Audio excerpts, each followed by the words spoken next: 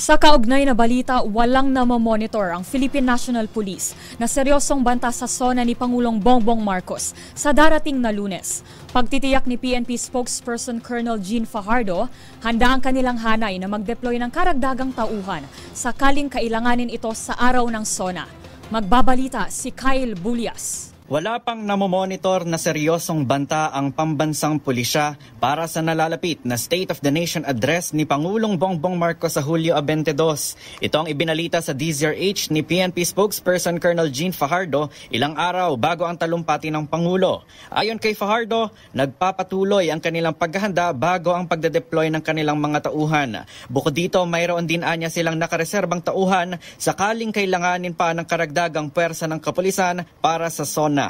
Yes po sir, ganun pa rin po yung figures natin, although meron pa rin po tayong tinatawag na reserve standby force if there is a need na dagdagan po yung ating deployment, depende po sa magiging sitwasyon po sa araw po ng Lunes. But just the same, ay ready na po yung ating pambansang pulisya. Kung meron man po tayong magkakaroon ng adjustment, yan na lamang po ay kung may mabibigyan po ng permit para po mag-rally, that would depend po doon yung ating magiging latag ng security po. Kaugnay nito, nanawagan si Fajardo sa mga magsasagawa ng kilos protesta na wag nang magsunog ng effigy. Sabi ni Fajardo, huhulihin nila ang sino man magsusunog alinsunod sa Section 13 ng Batas Pambansa bilang 880. Para sa MBC TV Network News, ito si Kyle Bulias, una sa Pilipinas, una sa Pilipino.